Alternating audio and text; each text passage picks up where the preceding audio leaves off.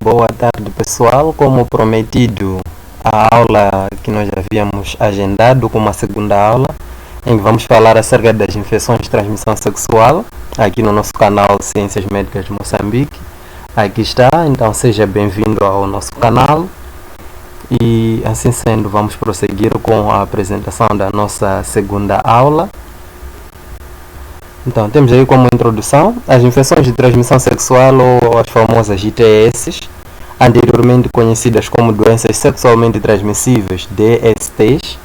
São infecções causadas por vírus, bactérias, parasitas ou outros micro-organismos, transmitidas principalmente através do contacto sexual, que pode ser oral, vaginal ou anal, sem o uso de preservativo, com uma pessoa já infectada. Então, a mudança na terminologia destaca a possibilidade de uma pessoa transmitir uma infecção sem apresentar sinais e sintomas. Por isso nós alteramos aí da DST para ITS. Porque alguém pode ainda transmitir sem ter nenhum sinal e sintoma.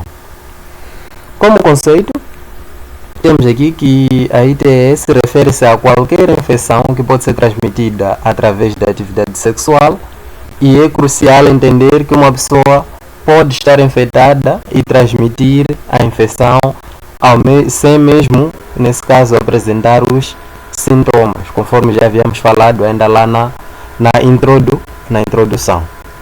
Quanto à epidemiologia, as infecções de transmissão sexual representam um problema global de saúde pública com uma alta incidência e prevalência em diversas populações. Então, a Organização Mundial da Saúde, a OMS, ela estima que milhões de novos casos de ITS ocorrem anualmente em todo o mundo. Fatores, nesse caso, como a falta de acesso à informação, a precariedade socioeconômica, o comportamento de riscos e a estigma social contribuem para a disseminação dessas mesmas infecções.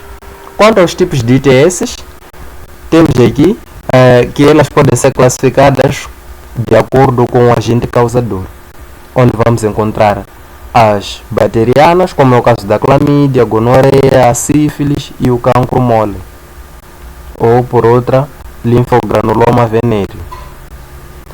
Temos ainda aí as virais, como é o caso do HPV, que é o papilomavírus humano, herpes genital, hepatites B e C, assim como o HIV e SIDA. Temos ainda aí parasitárias, como é o caso da tricomoniase, a pediculose pubiana, que nesse caso é provocada pelo piolho púbico. Quanto à fisiopatologia, a fisiopatologia das infecções de transmissão sexual variam de acordo com o seu agente etiológico, em que algumas infecções elas vão causar uma inflamação local nos órgãos genitais, enquanto outras podem se disseminar para outros sistemas do corpo, causando complicações muito graves, como é o caso da hepatite B, assim como, nesse caso, o HIV e SIDA, como vimos lá nas infecções virais.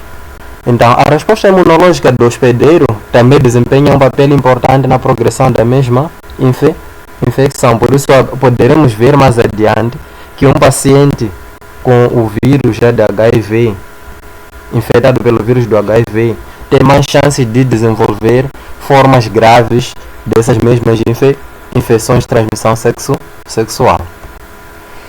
Temos ainda a relação com o HIV, conforme já vimos na outra aula do HIV, nós vimos que o próprio vírus do HIV, ou a doença, nesse caso provocada pelo vírus do HIV, tem uma relação também com as ITS. Então, da mesma forma, as infecções de transmissão sexual também têm a ver com o HIV, em que lá nós vamos ver que lá existe uma forte relação entre elas.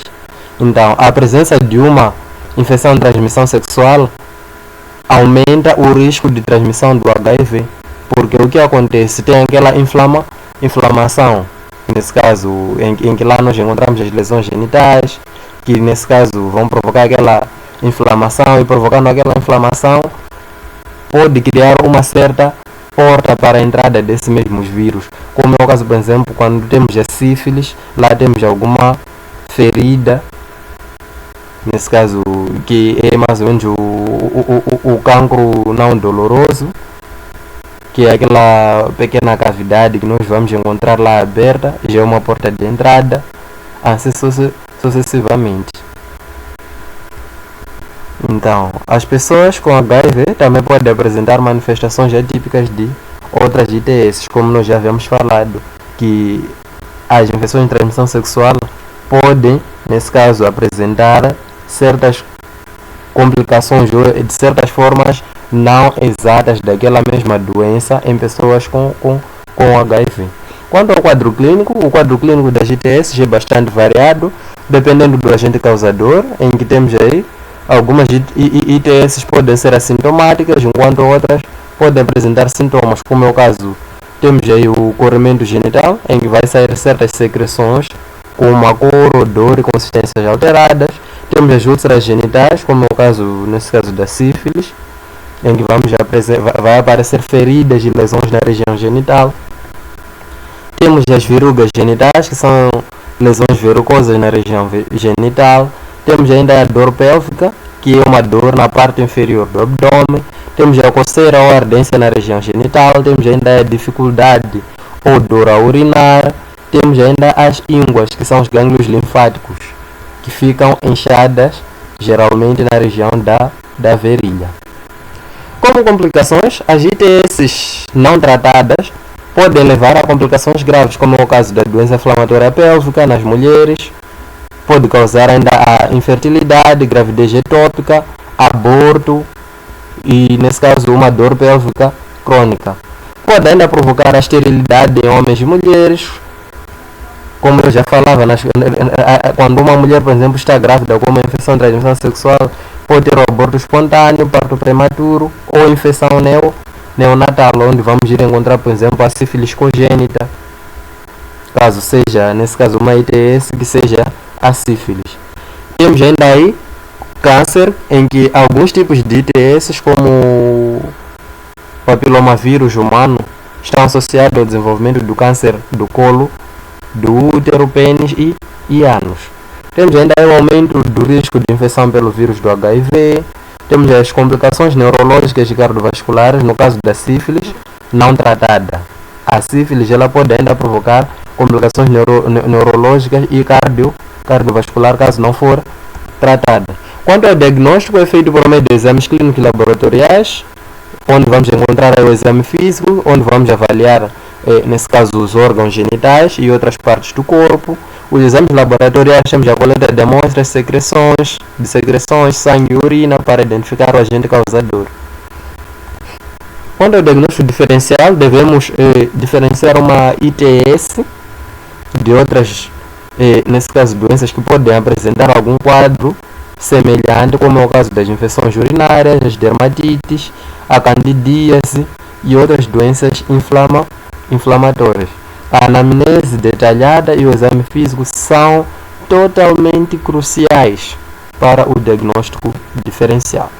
Quanto ao tratamento, varia de acordo com o agente causador, em que as bacterianas são tratadas com antibióticos, os virais com antivírus e outras terapias para controlar os sintomas, e as parasitárias com antiparasitários.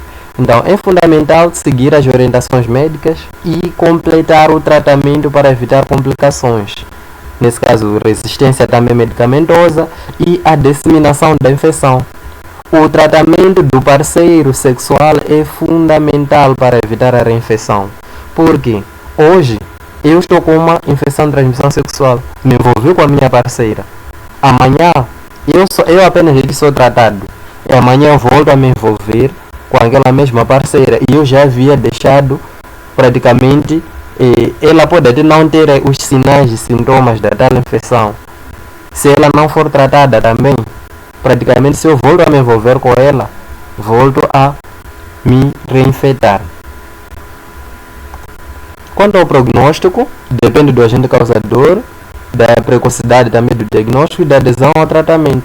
Quem adere bem, quem é diagnosticado atempadamente, essa pessoa não vai ter nenhuma complicação e vai poder ultrapassar essa mesma questão. Então, a maioria das ITS bacterianas e parasitárias podem ser curadas com tratamento adequado. As infecções virais, como HIV e herpes, não têm cura, mas podem ser controladas com medicamentos. Quanto à prevenção das ITS é fundamental e baseia-se no uso do preservativo, que é a camisinha masculina, assim tanto como a feminina, em todas as relações sexuais. Temos ainda aí, nesse caso, nas relações sexuais oral, vaginal e anal. E ainda temos ainda a redução do número de parceiros sexuais, temos a vacinação contra o papilomavírus humano, a hepatite B, realização regular de exames de rastreamento para ITS, principalmente para pessoas sexualmente ativas. Chegado aqui, o meu muito obrigado. Creio que nos próximos fóruns vamos poder abordar cada uma das doenças conforme nós classificamos anteriormente. O meu muito obrigado. Não se esqueça de compartilhar e de se inscrever. Muito obrigado.